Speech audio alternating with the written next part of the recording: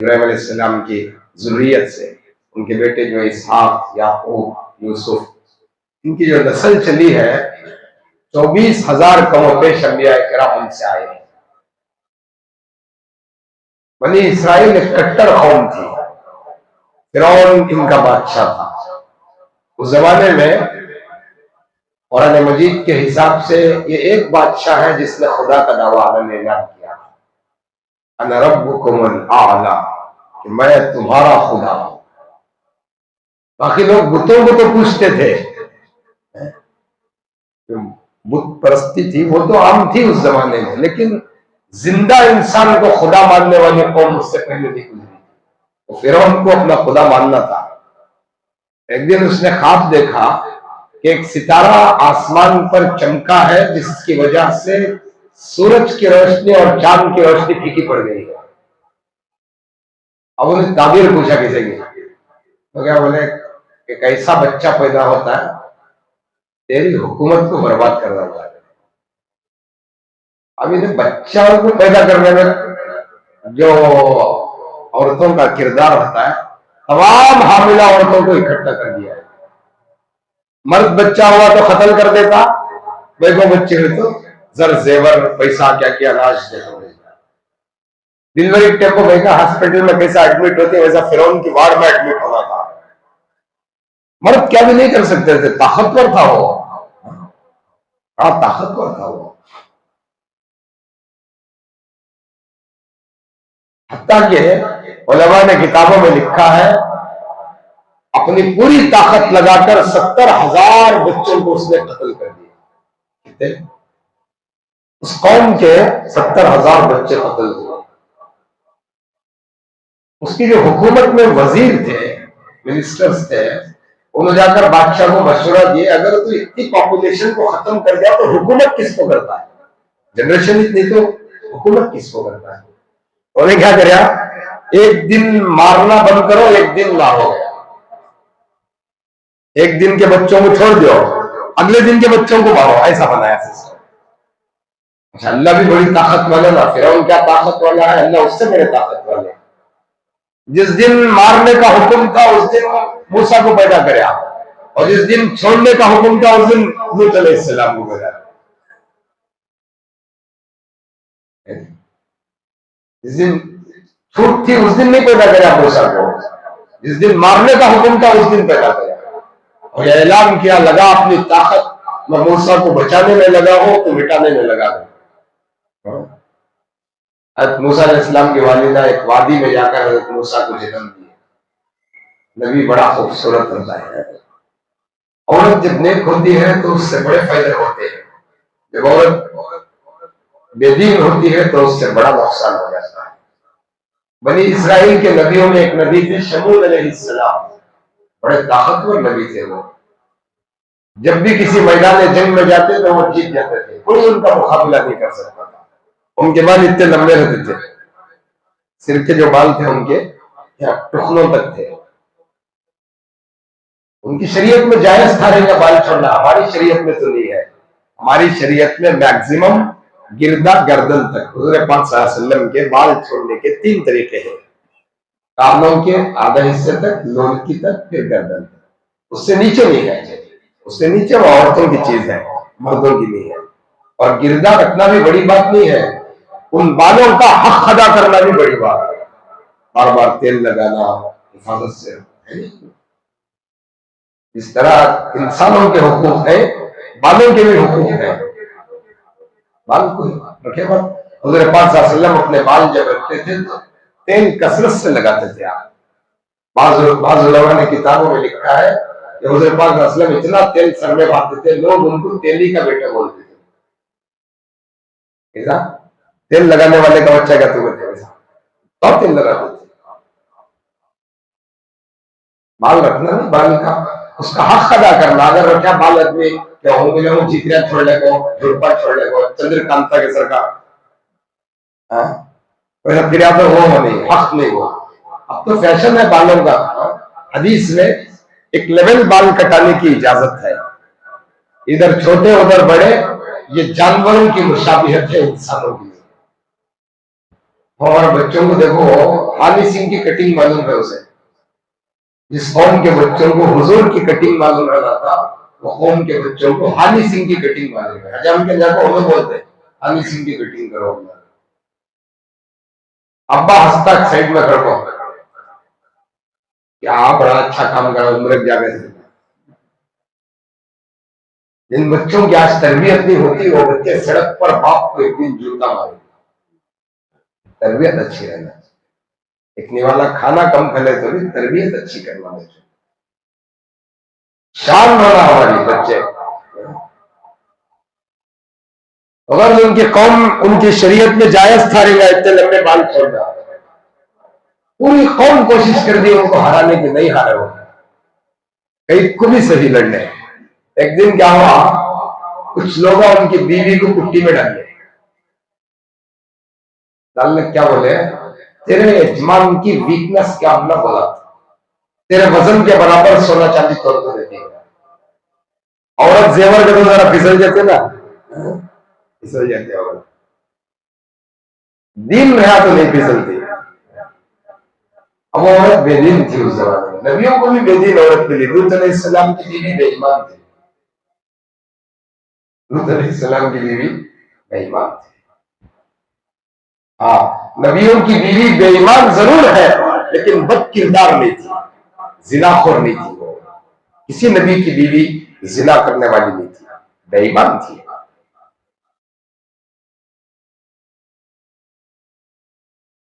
अगर शमूल अलैहिस्सलाम की बीवी को लोग लालच दे दिए, उन्हें क्या करी, बटा क्या अल्लाह तुमने इतनी ताकत दिया ना, कोई कतो कोई भी तुमने हरा सकता नहीं था। आखिर क्या इनका देखो, क्या अल्लाह का तुम्हें पूछे उन्हें, आप अल्लाह तो नहीं है ना, बेअईब जात अल्लाह की है ना, झुकने वाली जात अल्लाह की। मखलूक को एक दिन झुकते, कहीं ना कहीं झुकना पड़ता है मखलूक को। बेअईब जात नहीं है आप, अल्लाह तो नहीं है आप। बोले नहीं मैं अल्लाह तो नहीं हूं। काफिर क्या करे, बीवी को समझा भेजे मत, बीवी एक काम करी, उन्हें सोते बाद मैं तुम्हें इंटीमेशन देते हो, तुम्हें क्या करो, तो उनको जंजीरात से बांध डालो। और शमूल अलैहिस्सलाम सो गए। पहले दिन आपको रस्सियां से बांधे होते, जिस पलंग को सोए थे वो पलंग को रस्सियां लेकर बांधा। अगर शमूल अलैहिस्सलाम सुबह उठकर आदमी करता नहीं, वैसा करते ही पूरे रस्सियां तोड़ गया होते। बीवी को पूछे कौन बांधा रखो, चक्करी से हो गई। फिर अगले दिन क्या करी, जंजीरों से बांधी उनको। फिर क्या करा, शमूल फिर जंजीरा तोड़ के, जंजीरा का तुम्हारे दूंगा चाइना, लोहे के चाइना, वो भी इकट्ठे हो गए। शमूल अलैहिस्सलाम की बीवी उनको पूछी, रस्सियां टूट जा रही, चाइना टूट जा रही, आखिर क्या तभी रहेगा जो तुम्हारा अल्लाह की ताकत अल्लाह की जी के नहीं। कोई ना कोई मखलूक में अरीब रहता है, तुम्हारे लिए भी काफी लिए कई बार बोल रहे होते। हज़रत शमूल अलैहिस्सलाम क्या करे, बीवी को, मेरे सर के बाल से अगर मुझे कोई बांध दिया तो मैं खोल सकता नहीं। तो लंबे बाल थे नहीं, वो बाल से अगर मेरे हाथ पैर कौन भी बांधा जाता, मैं अपनी पूरी ताकत लगा कर उन बालों को तोड़ नहीं सकता। तो क्या बोले, लोहा तोड़ वाले, रस्सा तोड़ वाले, लोहा तोड़ वाले बाला किस तरीके से तुम्हारा क्यों बोले नहीं, मैं सही चे का बन को देख चुप गई हाँ बन गया बन। हज़रत शमूल अलैहिस्सलाम होशियार थे, बनाने करा लेकिन कुफार को इत्तला दे दिया, आओ बन को हो, इन्हें खुद बोला इन्हें खोल सकता नहीं, अगर को लग गया उनको। हज़रत शमूल अलैहिस्सलाम को पहाड़ के पास ले जाकर टुकड़े टुकड़े कर। हज़रत बेदीनी की जो हवा है वो आदमी को अंधा बना देती है। क्या बना देती है, सामने नबी है या वली है पहचान नहीं होती है।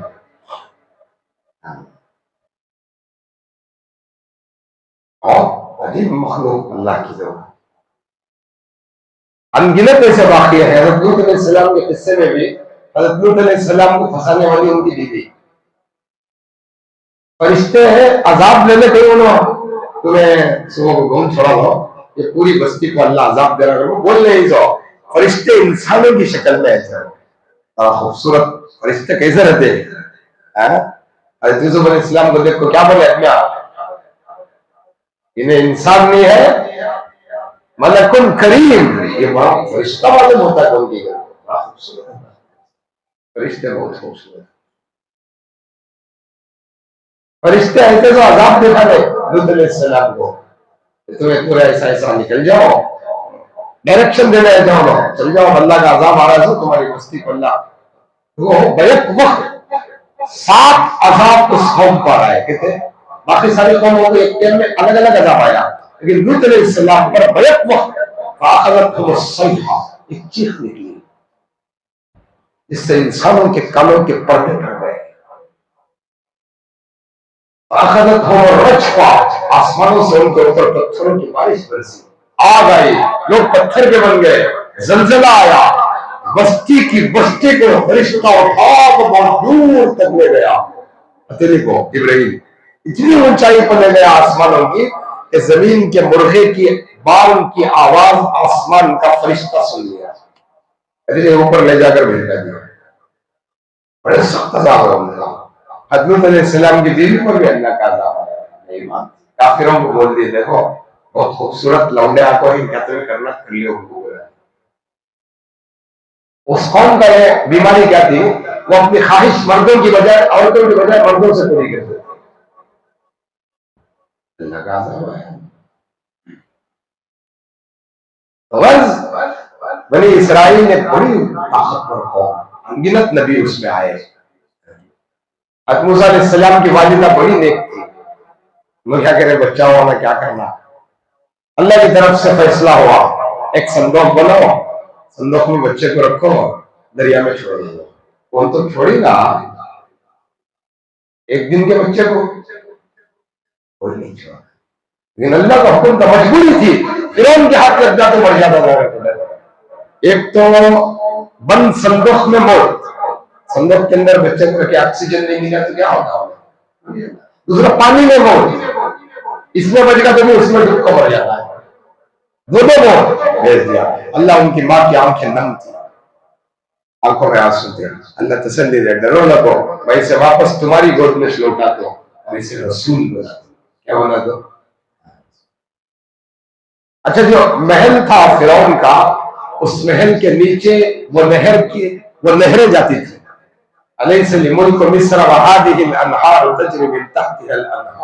उसका जो तख्त था, उसके तख्त के नीचे नहरें जाती थी, और वहां टहलने के वास्ते बैठा था, पावा हिलाने क्यों बैठे थे, देखिए तो एक संदूक आ रहा है, अल्लाह उठा लिए, देखिए तो बच्चा क्या खूबसूरत, फिरौन को बच्चे नहीं थे, ये उठा जागो दिया ले आसिया को, देखो क्या अच्छा ना बच्चा, नबी बहुत खूबसूरत है, एक तो बच्चा दूसरा नबी बहुत खूबसूरत होता है, लेकिन अल्लाह का नूर रहता उनके मुंह को।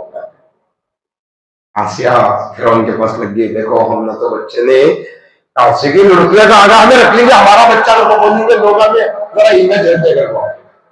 फिरौन को जब भी डाउट नहीं गया, जरा डाउट मिल जाएगा यहाँ में, कत्ती डाउट है मुझे, है नहीं चीचे बच्चा तुमने क्या करता है, खैर भाई को मना ली, मटार को बोला हुआ क्या, फिर भी अल्लाह ने से डाउट नहीं भाई, मैंने डाउट के बच्चे को होगा, खेलता खेलता फिरौन दाढ़ी छोड़ा था, दाढ़ी पकड़ को हक कर मारा,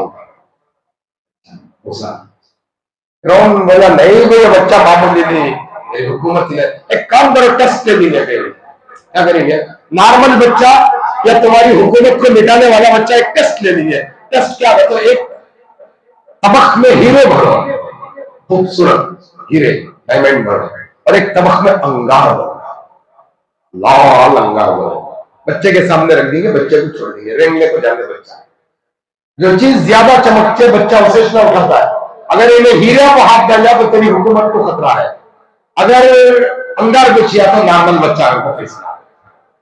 वो जमाने का ट्रीटमेंट क्या कि अब कैसे टेक्निक है, वो जमाने में भी टेक्निकल थे, आइडिया था लोग पूछते हैं, हम जो आइडिया दिए रहेगा हो ना वैसा करेंगे, अब बीवी को भी खुश रखना ना हो, एक तवक में वो रख डाले, एक तवक में मूसा अलैहिस्सलाम रेंगने का गए, उलमा किताबों में लिखे हज़रत मूसा अलैहिस्सलाम का हाथ हीरे पर गया था, एक तो अंगार के बाजू हीरे और ज्यादा चमकते हैं, वो मामूली रोशनी में हीरा कम चमकता है, जब वो सब उजाले में जाती है तो उन्हें क्या दिखता है, उसकी चमक और बढ़ जाती है। तो ज्यादा चमक होने की वजह से मूसा अलैहिस्सलाम का हाथ उस बर्तन पे गया जिसमें हीरे थे। अल्लाह ताला जिब्रील अलैहिस्सलाम को भेजे, उठाओ हाथ अंगार को, वो हाथ उठा को अंगार को। मूसा अलैहिस्सलाम हाथ ऐसा लग जाते थे, जिब्राइल है। अब जिब्राइल को देखने की ताकत फिरौन में कहां थी, नहीं थी ना। भागो हाथ अंगार को, अंगार का बच्चे की आदत छींटे ही जाकर की क्या चीज है, मेरे को मन डाल देते आइडिया है, खिले बच्चा को, तुम्हें कौन खिला नहीं, बच्चा की आदत है।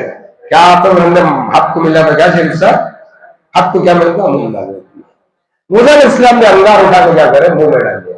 मूसा अलैहिस्सलाम की जबान जली, क्या जली।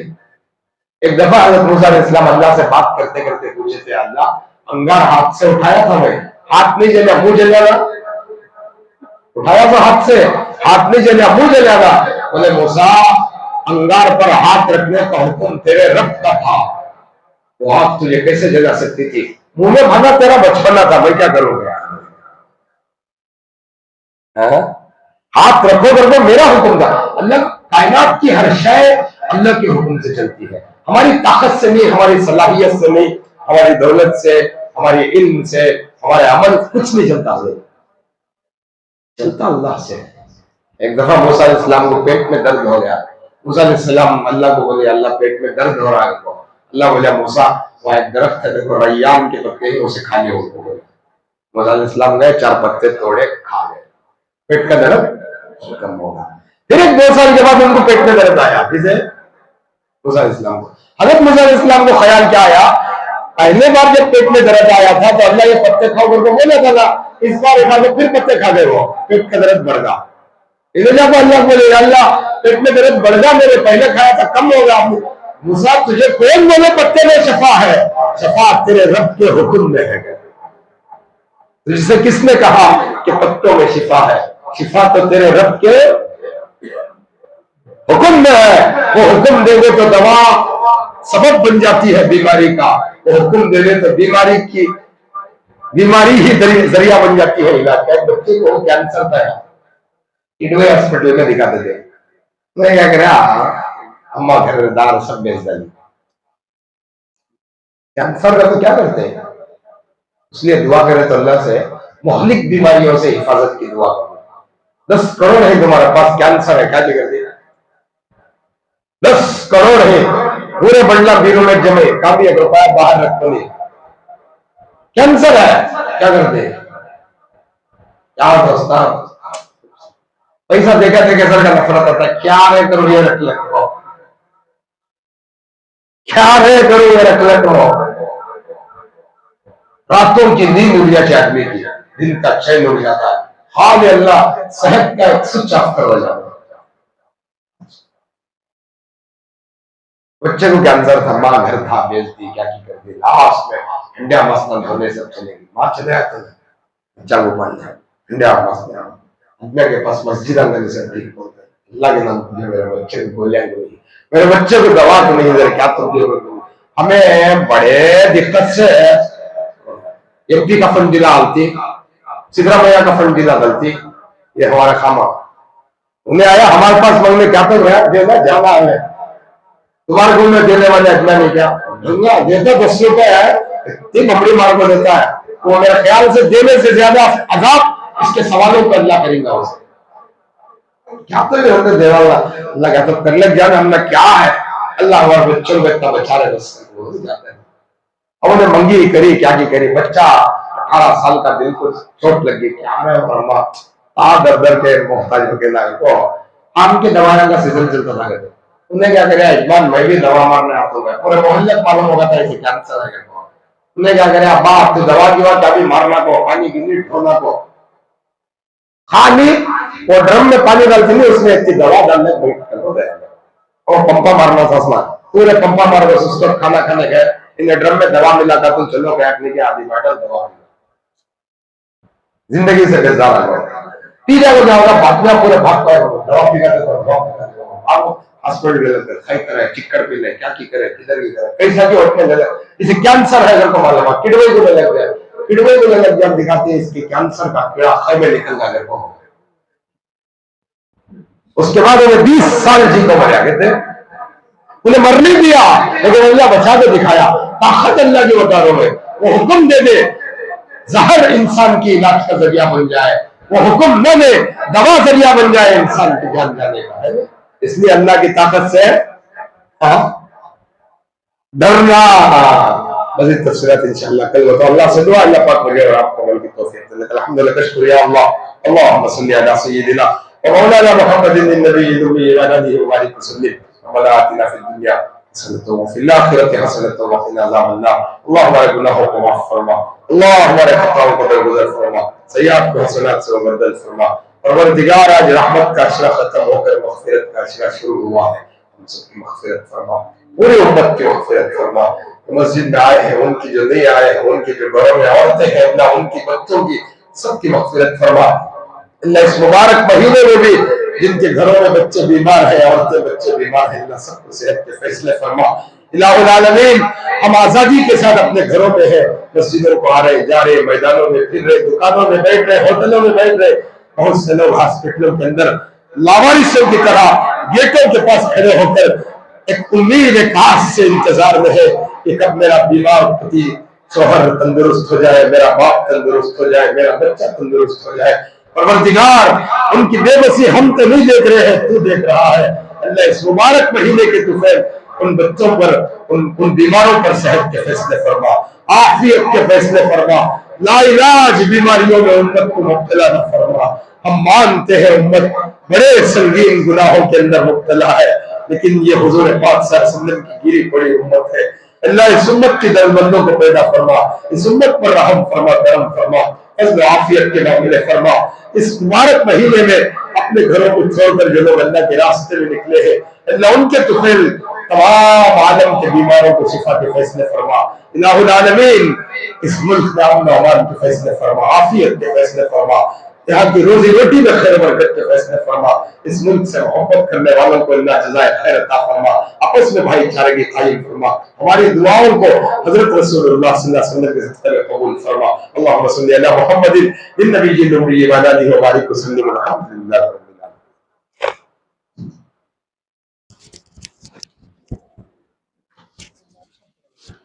आलमीन